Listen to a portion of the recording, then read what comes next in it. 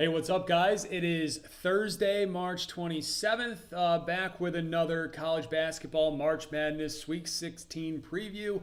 I will be previewing Friday's games here during this live stream. We did Thursday's games yesterday. You can go back to my YouTube page and check those out for the insights and best bets and that kind of stuff going into the Thursday night slate of games for the East and West regions. Tonight we are focusing, or today rather, we're focusing on the South and the Midwest here. Some really interesting games. Hang on before we get going. Just want to send out a tweet. If you don't follow me on Twitter, I'm at Dan Watkins Radio on Twitter. A little bit about me. I'm Dan Watkins. I'm a sports anchor and reporter for WBZ News Radio in Boston. I also host gambling shows, DFS content, all that kind of stuff too. So just want to share some insights and what I'm looking for when I'm looking to how I'm going to bet these games going into another round of the NCAA tournament. So let's get right to it, and let's get to this South region here. These games are taking place in Atlanta, Georgia, and instead of the South region, you might as well just call this the Big Ten versus SEC Battle Royale. We got Ole Miss taking on Michigan State in the regional semifinal number 1, and then we got Auburn taking on Michigan here in regional semifinal number 2 in the nightcap there down in Atlanta. So let's start with this Ole Miss and Michigan State game. Sparty is favored by 3.5 going into this one. The total is set at 143.5. Ole Miss has looked really good so far in this tournament. They've looked really good on offense. They've started fast in both games. They've been up double digits in each of their first 2 games at halftime. So we'll see if that trend continues there. Sean Padula has been awesome for the Rebels. He's had 20 points in each tournament game so far. He's shooting over 40% from deep. So it's going to be really interesting to see how this Spartans defense tries to contain him and slows down this Ole Miss offense. We know Michigan State likes to play really physical. So it's going to be really interesting to see how those two styles kind of match up here in this game. Meanwhile, when it comes to Michigan State, Tom Izzo is making his 16th trip to the Sweet 16. As always, he has a very tough squad that plays great defense. They play really well together. They're experienced. They're smart, a very smart basketball team.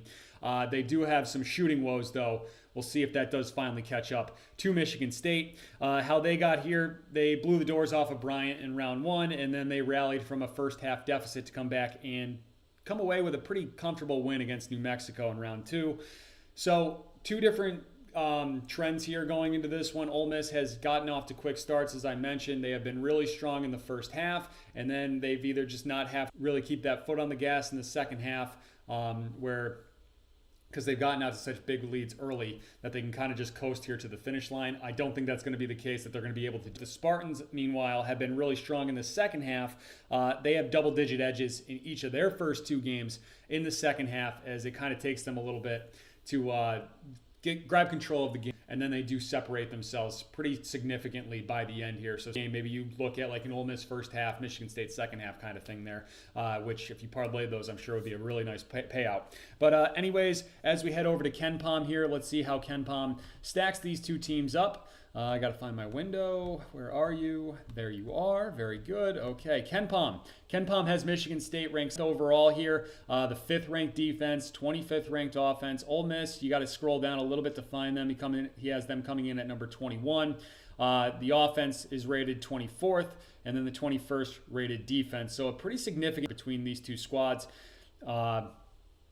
And that kind of leads me into my key questions when it comes to this game and how I'm looking at this game and how I'm handicapping this one and how I'm looking to bet it. So when it comes to the Rebels, can they continue their hot starts, right?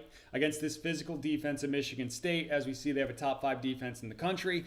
Ole Miss has also really struggled on the glass here. It's been a problem all season, and with how tough and how physical this Michigan State team is going to make them work, I think this is going to be a factor on Friday night here. Is just, can Michigan State keep this rebounding battle close? Can they give themselves second chance opportunities if those shots are not falling, which is going to come into play here against Michigan State. On the other hand, Sparty, right? The big question with them is, can they figure out their shooting woes, or can they at least navigate this to keep on dancing and keep advancing further in the tournament? I picked them to make the national championship game, so I'm really hoping that they can figure it out and keep getting to the free throw line, which is something that they've done really effectively here so far in the first 2 games. They've taken over 20 free throws in each of the first 2 tournament games, 28 against New Mexico. But the problem is, right, they're shooting under 45% from the field. They're terrible from three-point range. They got to figure it out. They got to keep getting to the line and see if they can get Ole Miss into like a foul-happy mode here. But if this gets into an up-and-down game, that would definitely swing this towards the Rebels. I don't think Michigan State's going to allow that there. So when it comes to my pick for this, as I pull up the betting lines here on Action Network, if it wants to load, maybe. It's buffering. I'm sure a lot of people are on Action Network today with opening day and all that kind of stuff. And yeah, we're on the Red Sox page right now, I think, because I was looking at those lines earlier. But anyways, let's head right to college basketball. There's tonight's game. Okay, there we go. Very good. So I want to see the spreads a little bit here. There we go. So Michigan State's favored by 3.5.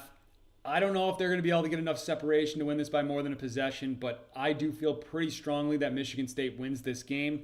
They were a Final Four pick from me, so I'm not going to back down on them just yet, or really ever. I want to stick to my guns there and go with the Spartans, pick Michigan State to get the win. I got a nice plus 500 future on them to reach the Final Four, so I'm hoping I get at least a hedge opportunity of that coming up in the Elite Eight. But I'm taking Michigan State to win.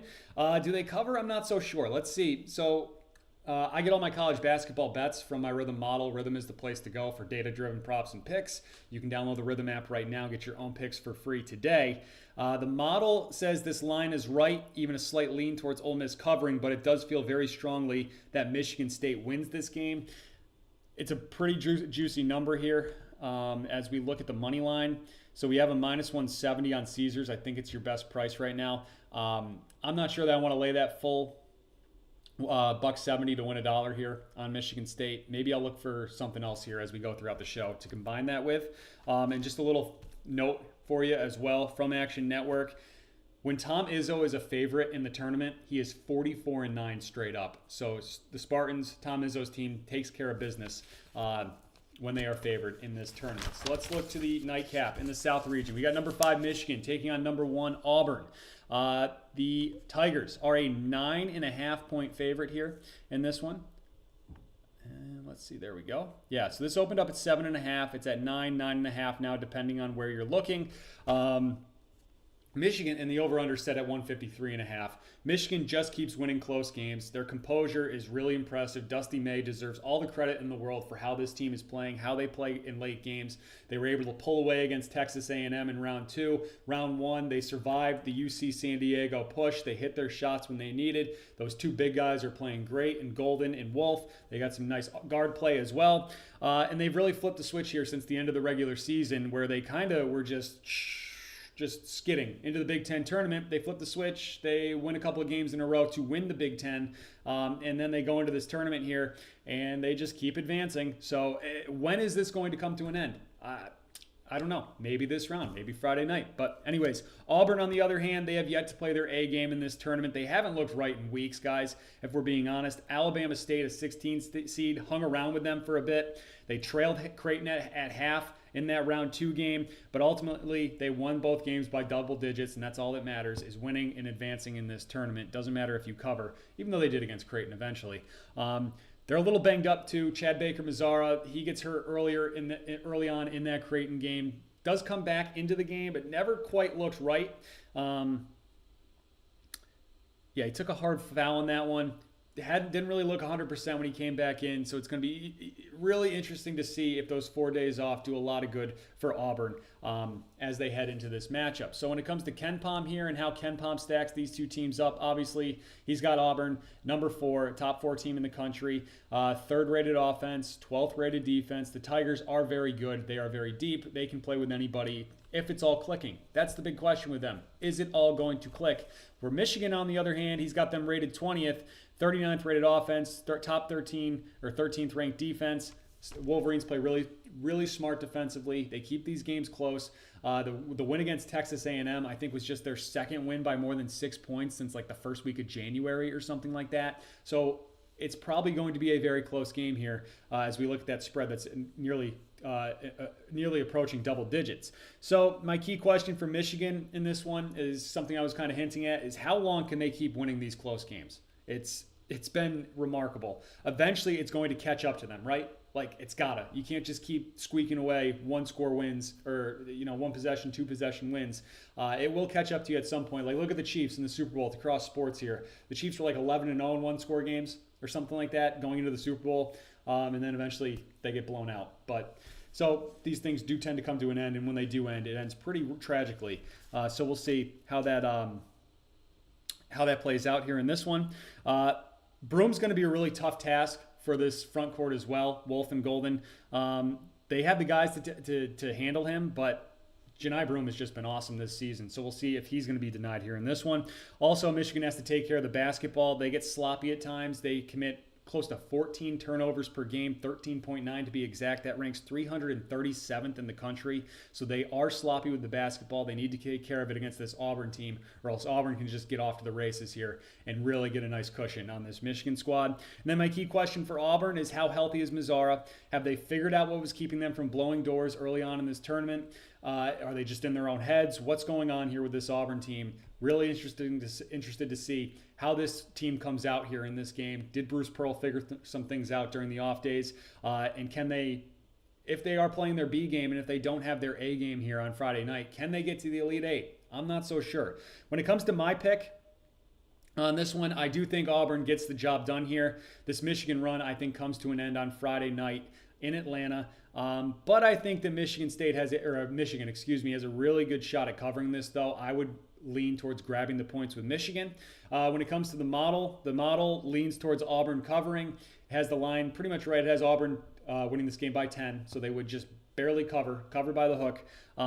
Actually, it has it at 10.5 now as I look again. So covering by a point here, not enough for me to make a play on, but I do like the under in this game at 153.5. The model's got this coming in at closer to 150, so almost a full possession of value there on that. So I'm going to take the under 153.5 in this Michigan and Auburn game. All right, let me just make sure we're still live here. Had a little technical difficulty yesterday. I just want to make sure. Yep, okay, good. We're going good here. And as we keep moving on, let me just grab a sip of water. All right, very good. Okay, let's head to the Midwest. These games are taking place in Indianapolis, Indiana, which is just great for Purdue and the Boilermakers there. We'll get to that matchup coming up. But let's start off with this Kentucky-Tennessee game. Kentucky is the 3 seed in this region. Tennessee is the 2 seed. Tennessee is favored by 4.5 points in this one. Let me just pull that up for you so you can see. All right, very good, very good. There you are. Okay, yeah. Kentucky's getting 4.5 points in this one. The total sitting at 144.5. There's a 145 out there now. It came down from the opening at 145.5. These two teams, this will be the third time that these two teams have matched up. Kentucky won both of the matchups in the regular season. They won 78-73 in Knoxville, and then they won 75-64 in Lexington a couple of weeks later. You know what they say, it's really hard to beat a good team 3 times. But we'll see if Kentucky can do that here. Kentucky's really impressed me in this tournament so far, guys. They had no problem against Troy in the first round, and then they had a wire-to-wire win against Illinois in the second round in a game that it felt like everybody in the gambling community was on Illinois in that one to pull that off. But Mark Pope's team just took care of business. They kept making their shots, and they've been playing great on the defensive end right now, too, and that's really why I'm impressed with this Kentucky team. They forced 25 turnovers through the first 2 games of this tournament compared to committing just 15 of their own. They need to keep that up if they want to keep on advancing. So if Kentucky can bring the defense here, I do like them in this matchup. But they're going to take on a Tennessee team that we know they play really, really strong defense. It's a hallmark of a Rick Barnes team. It's one of his staples. But Tennessee has taken care of business too. They've breezed through the first 2 rounds. They separated themselves from Wofford as they should have in that 2-15 matchup. Then they took care of business against UCLA. They really separated themselves against the Bruins in that one. And what's been impressive with Tennessee, is that the offense has really shown up here in this one. They've hit at least 10 3-pointers in each of the first 2 games. They're going to need to keep that shooting up if they want to hang around with Kentucky, and if third time's going to be the charm there for the Vols to finally get a win against the Wildcats this season. So let's look and see how Ken Pom matches up these 2 teams. He has Tennessee coming in at number 5. He has them with the 17th rated offense, and then with the 3rd rated defense. We know that Tennessee's defense is really good. And then when it comes to Kentucky, he has them at number 15 with a 11th ranked offense, 46th ranked defense. So kind of like two really different teams here, right? Tennessee, we know their strength, their bread and butter is on the defensive end, where Kentucky's is their offense. And then on the other side, Kentucky, right? Great offensively, not as good defensively, even though they've been playing really nicely here in these two tournament games. And then Tennessee's offense can be a little skeptical, a little troublesome, but they are hitting their shots right now. As I said, over 10 3-pointers in each of the first two games. My key question for Kentucky here in this one is, can they keep this defense up? Can they keep forcing turnovers? Can they keep forcing double-digit turnovers and have such a nice, a big margin in the turnover differential here in this one? If they can do that, they're going to be able to advance to the Elite Eight. On the other side, right, key question for the Vols, is that three-point shooting going to travel with them to Lucas Oil Stadium? These are in a football arena, dome, whatever you want to call it, football stadium, NFL stadium. This is not in a typical basketball arena. The sight lines could be a little off here. Will that three-point shooting travel? We're going to find that out probably pretty early on in this game, which could give you a nice opportunity to jump in and place a live bet here. So those are the two questions. And can Tennessee take care of the basketball and not let Kentucky force those turnovers? So when it comes to my prediction in this one, I know it's really hard to beat a good team 3 times, but I just like the way Kentucky's playing right now. I'm going to take the 4.5 points. I think they win this one outright. I think they pull off the upset here and they win and they beat. They have the formula. They've done it twice. I think they can do it a third time here. And I just don't trust this Tennessee offense. I don't trust Rick Barnes in the month of March. So give me Kentucky, to cover the 4.5 and win this one outright. When it comes to the model, so this is where the model and I disagree a little bit. The model leans towards Tennessee. It has them at exactly a 4.5 point favorite, saying this line is right. But I'm locking in Kentucky as a best bet at 4.5 here. All right, and that brings us to the final game of Friday night, the final game of the Sweet 16. Number 4 Purdue taking on number 1 Houston. Houston is favored by 8.5 points at this point. I think this line has creeped up a little bit. It was at 7.5 last night when I was doing some more research on this one. Let me just scroll down there and find it for you. If we can. Yep, there we go. Yeah, so it opened up at 6.5. It is up to 8.5 now, as we can see there with Houston. The total has creeped up as well. It opened up at 130.5. It's up to 132.5 in some spots. Give a lot of credit to the Boilermakers here. A lot of people, including me, have doubted them. I did not think Matt Painter was going to be able to get this team out of the first weekend. I didn't think they were going to get out of the first round. I thought they were going to lose to High Point, but silly me, because the Boilermakers have done nothing but take care of business.